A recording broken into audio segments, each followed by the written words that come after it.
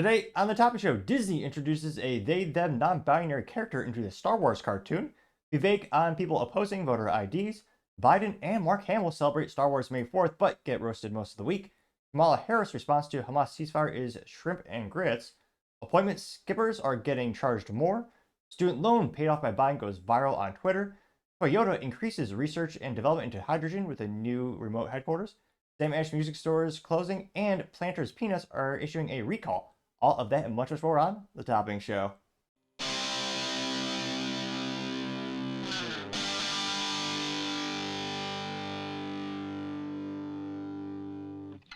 Thank you everyone for taking the time to tune in today. Today's episode of The Topping Show is proudly sponsored by Topping Technologies.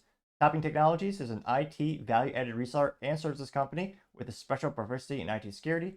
Heck, I see their founder at least twice a day because he's quite handsome and brilliant. Peace, me, you see, that's a joke. If you're an IT leader or a business owner, you can reach out to the team at sales@toppingtechnologies.com.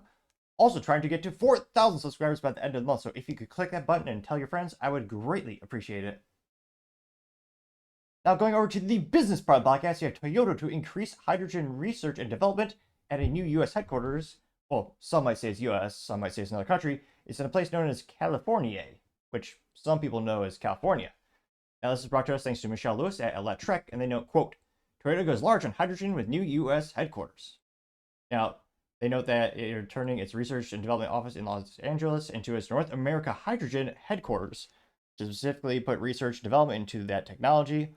President and CEO of Toyota North America, Ted Guana, says, quote, renaming this facility as North America Hydrogen Headquarters represents our leadership in fuel cell development, creating real-world products, and reducing carbon emissions, unquote. They note that the Los Angeles Research and Development Center played a large part in launching its light-duty cell vehicle in Mirai in 2015. It hosts Toyota's largest demand at 2.1 megawatts, has a scalable test bench for stationary applications, and already has a hydrogen fueling station for light and heavy-duty trucks. They note that Toyota is building a microgrid at H2 HQ that will allow to operate completely off-grid. The microgrid includes 250 kilowatts of solar and 1 megawatt of stationary proton exchange membrane fuel cell generator, and 325 kilowatts solid oxidized fuel cell, and 500 kilowatt hours battery cell storage. The system is expected to be online by 2026.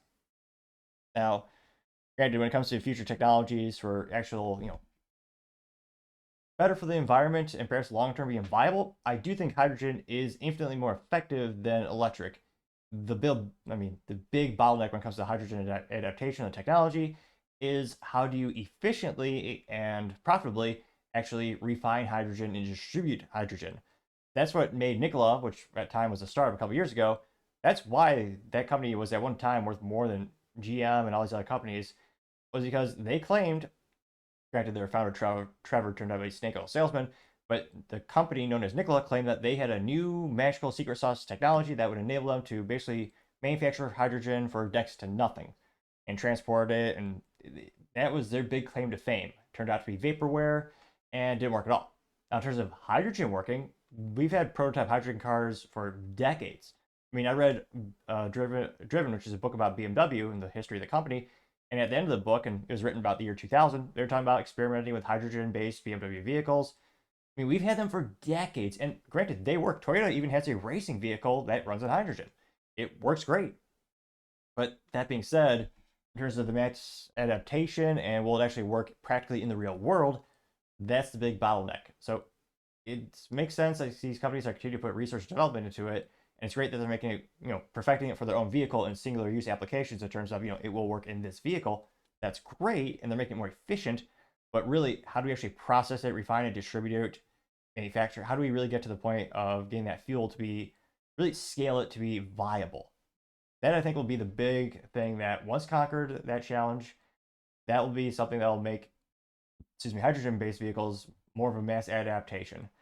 Right now, I mean, look at the biggest growing category in automotive, it's not hydrogen, but it's hybrid. EV sales are plummeting off a cliff, and less people are buying those luxury toys. But let me know in the comments, do you think hydrogen will really be the future in terms of automobile technology? Do you think we'll just go back to using gasoline, which is reliable, and those vehicles last about 100 years, which I would argue is better for the environment than a disposable EV? Let me know in the comments. As always, I'd be fascinated to hear what you have to say.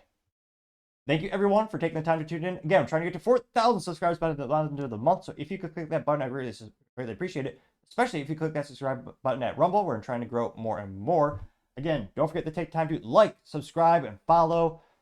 Lastly, don't forget to take the time to tell your family, tell your friends, tell your coworkers, heck, tell your enemies, tell anyone and everyone. Just stay safe and fight the good fight.